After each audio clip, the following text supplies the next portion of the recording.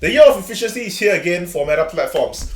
But Meta Platform just dropped a bombshell on us. So if you remember back in November, the first or second week, we actually got news that Meta Platforms decided to, fire off 11,000 of the workers, which constitute to about 13% of the whole entire workforce. Today, they actually announced that they are going to be firing a few more thousands as soon as this week. So, there's going to be more for us to actually look at it. Meta platforms like to call it the year of efficiency, but at the same time, I do think that it's not just basically flattening the curve and things like that. I do feel that there is most likely going to be other tranches at the back. I do think that this might be more motivated due to financial concerns. This might be motivated due to KPI concerns, things of that nature. Okay. But of course, you can call it year of the efficiency if you really want to. I think even in the pre-market, as I'm recording this video right now, okay, it's still in the pre-market. It's about an hour into the pre-market. Meta platform is actually up. Okay, they are actually up about they're up about almost 2%. Okay, and I think that kind of expected it, because if you remember when I actually came out with the video regarding all the layoffs, you see Meta platform laying off, you see Google laying off, you see all the tech company laying off, and whenever they actually do a layoff, they actually go up in price. Okay, so that kind of just means that the whole entire market knows for a fact that, if you're laying off workers, it means that you are smart enough about your financials. And because you're smart enough about your financials, it is a good time for them to actually invest in the company. Fair enough, lesser cash burns equates to a better business at some certain level, I presume.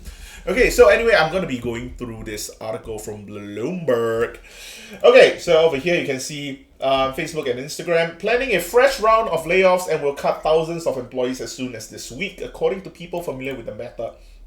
So yeah, they eliminated more jobs on top of the 13% reduction in November, okay, because they wanted to be more efficient per se, okay.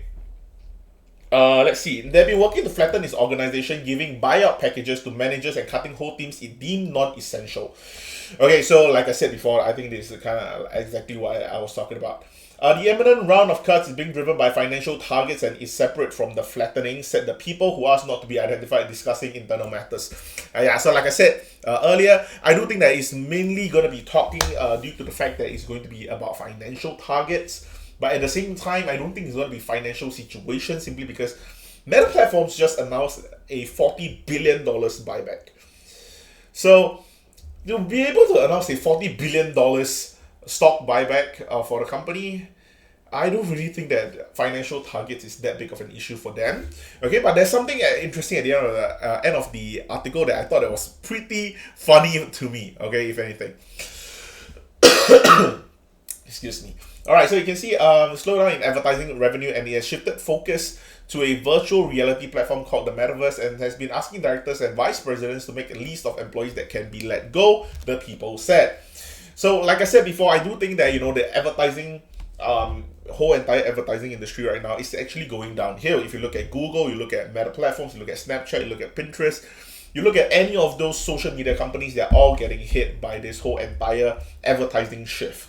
Okay, but of course, to suddenly move all into Metaverse, I don't think it kind of makes sense. And of course, according to 2021 and 2022, Meta platforms burn so much money to the point where they think that yes, Metaverse might not be the all-in for them to actually go or to bet on. Okay, so over here you can see this phase of layoffs could be finalized in the next week, according to the people. Those working on the plan are hoping to have it ready before the CEO, Mark Zuckerberg, goes on a parental leave for his third child, which may be imminent. Okay, cool. November cuts were a surprise. Another round of firing has been widely anticipated by the Meta workforce. Okay, year of efficiency, like we have already been talking about. The company has been communicating that theme to employees during performance reviews, which were completed last week. Okay, something that I really want to bring your attention to is over here, which is kind of funny to me, okay? In February, Meta said that it was launching a subscription service called Meta Verified that will include a handful of additional perks and features, including Facebook and Instagram account verification badge for those who pay. This will cost $11.99, $12 per month. to $15 if purchased through the iOS app, and is primarily targeted towards content creators. So, The last point that I really want to bring up is because during when Elon Musk bought over Twitter and then he wanted to do Twitter Blue, okay, when that was the whole thing, people were bashing on Elon Musk saying that Twitter Blue doesn't make sense. Twitter Blue is shit. Twitter, who is gonna pay $8 for a badge? Who is gonna pay $8, for people to see that you are verified? Okay, I think Elon is out of his mind. Things like that. Funnily enough, I guess Meta platforms don't think that's all that crazy. Paying $8 is not all that bad because they are expecting for people to be paying $12 for effectively the same thing on Facebook and Instagram, and I think that's just kind of insane. I'm not gonna lie. For the amount of BS that Elon Musk had to take during the whole entire Twitter Blue saga, Meta platform just do this out, and then they're kind of like hiding it a little bit. People don't really know about it as well. So I thought that was pretty interesting. Maybe Elon Musk was onto something, and the amount of people who actually got Twitter Blue might very well be the people who are helping keep Twitter afloat.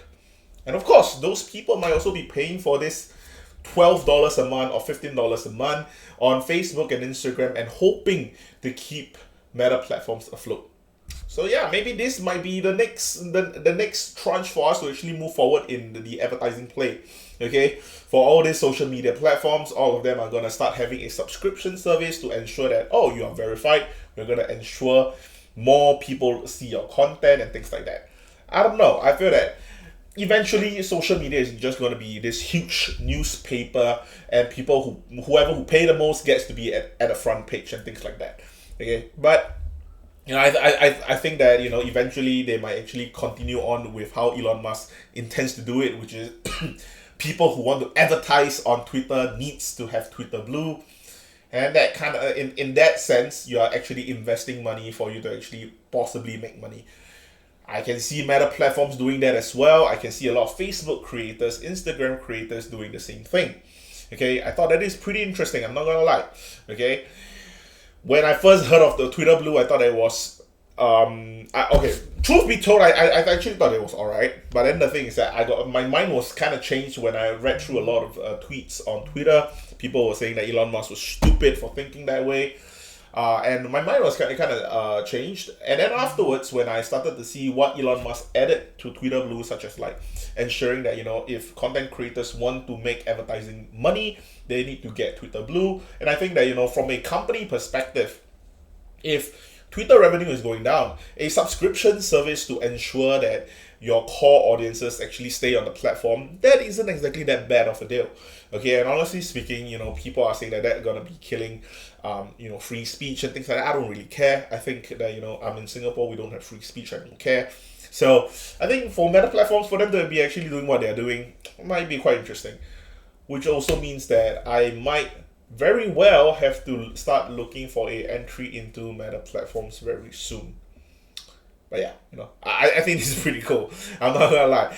And also, just a little jab at Apple as well, which is the whole $12 per month if you are actually gonna pay for Meta verified, $15 if you are gonna pay through the iOS app. Basically a jab at Apple, because Apple decides to take like 30% of all the revenue that are going to be happening through the funnel that Apple actually gives to all the consumers. So, just a little bit of a jab. I think that eventually that's going to be coming out to few more cases, court cases, for them to actually say, iOS is actually bottlenecking a lot of content creators, bottlenecking the fact that all these different companies are not able to make money. Okay, we're going to bring back the Riot Games versus Apple saga all over again. But yeah, anyway, that's all I have for this video. I think the Meta platforms might actually be very, very interesting for us to look at. Right now, Meta platforms at about $188.